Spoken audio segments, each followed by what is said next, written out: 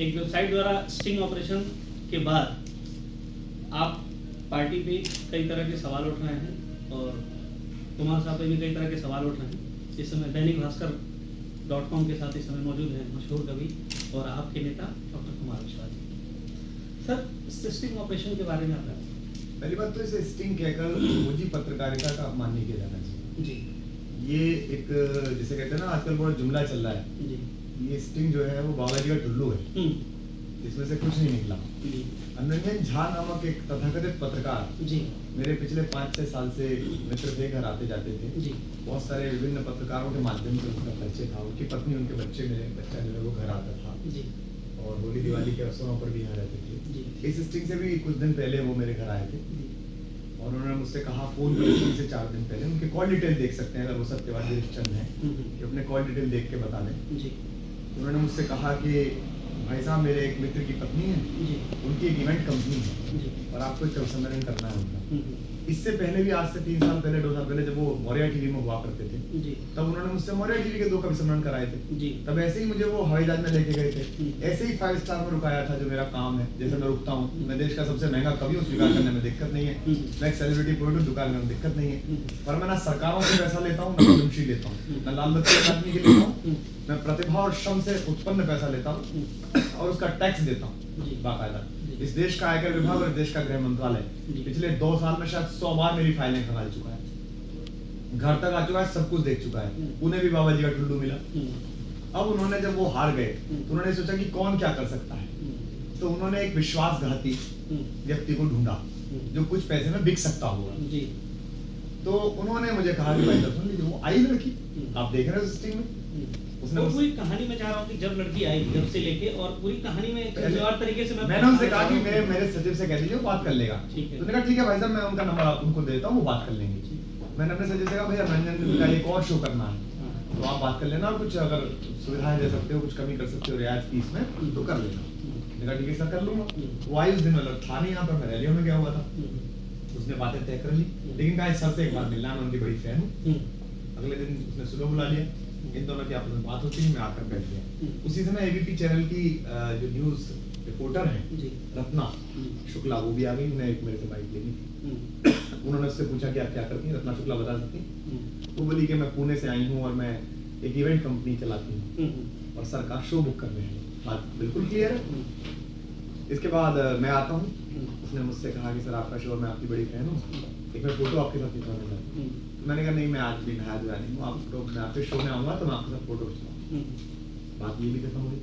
उसने कहा ये मैं कुछ पैसे एडवांस देना चाहती हूँ, हमारे जो ऑर्गेनाइजर्स हैं, जो हमारे स्पॉन्सर्स हैं, उन्होंने भी चेक नहीं दिया, वो चेक देंगे तो करेंगे। वो पॉलिटिकल लोग हैं, सामने नहीं आना चाहते हैं, आपसे तो सब पॉलिटिकल लोग करते हैं। मैंने कहा आपके स्पॉन्सर कोई भी हो, मुझे उससे क्या मतलब है।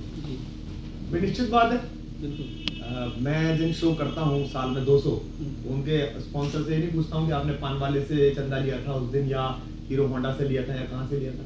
मेरा एक बात तय है कि मेरे किसी भी शो में सिगरेट का और शराब का विज्ञापन नहीं होना चाहिए। अगर वो होगा तो मैं शो नहीं करूँगा। ये शर्त हम लिख के भेजते हैं। 5 स्टार में रुकता हूँ, कोई अपराध नहीं है इस देश, अपने पैसे से रुकता हूँ, सरकार का पैसा खर्च नहीं होता, रोडवेज की बस में भी चला हूँ, धर्मशाला में रुके। कहना है कि आम आदमी, चूंकि आम आदमी की बात करता है, आम आदमी पार्टी आम आदमी की बात कर रहा है, तो उसका एक नेता वो 5 स्टार होटल में रुके जाके निश्चित रूप से। तो देश के सारे पत्रकारों को जो आम आदमी की खबर छापते हैं, दैनिक भास्कर जो गरीब की खबर छापता है, उसके डायरेक्टर को सड़क पे रहना चाहिए क्योंकि वो तो गरीबों की खबर कर रहा है। लेकिन वो कभी नहीं कहता कि मतलब आम आदमी का मसीहा तो नहीं बनता। निस्संदेह कहता है हम उठाते हैं आम आदमी के हक की आवाज। आपका अखबार कहता है, आपका अखबार कहता है कि हम आम आदमी के हक की, सारे चैनल कहते हैं।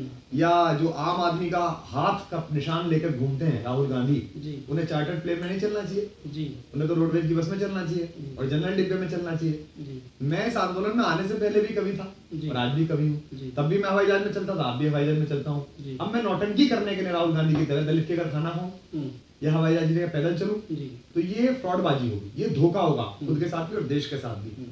अगर लोगों को लगता है कि इस देश के सेलिब्रिटीज को केवल फटी एड़ियों की बीवाई की वो बेचनी है क्रीम, या केवल ठंडा ठंडा कोई नवरत्न तेल बेचना है तभी वो सेलिब्रिटी बनेंगे, दामिनी के लिए लाठियां नहीं खानी है, गुड़िया के लिए लाठियां नहीं खानी है, देश की अहंकारी महारानी के दरवाजे पे 5 बजे कोयले का हिसाब मांगने के लिए नहीं जाना है, तो मैं मान लूंगा देश कह देगा और अगर देश को लगता है कि जिस कवि को हमने मोहब्बत की शायरी से, मुल्क से मोहब्बत करना सिखाया, उसकी आवाज हमें चाहिए हर अबला की असमत उठने के समय, हर चोरी के समय, तो मैं ये करता रहूंगा। उसमें मीडिया सरकार कौन होती है मुझसे सवाल पूछने वाली? मेरी नैतिकता पर।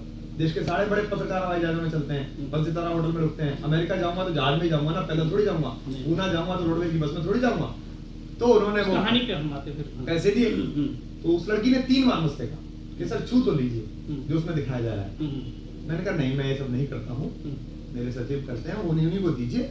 उसने दिया। आप सामने बैठे थे? मैं इधर ही बैठा था। यहाँ बैठे थे, वहाँ सामने? यहाँ पर वो लड़की, यहाँ पर मेरा सचिव बैठा था, यहाँ पर लड़की बैठी थी, और वो एक फाइल दबाई हुई थी यूं करके। अच्छा। जिससे वो अपना तो फाइल में ही कैमरा फाइल में कैमरा रहा होगा।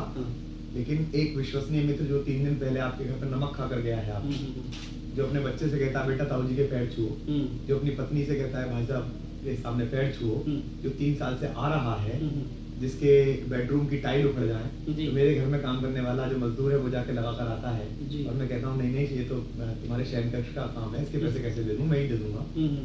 ऐसे संबंध हो, अगर वो कुछ पैसों के लिए बिक जाते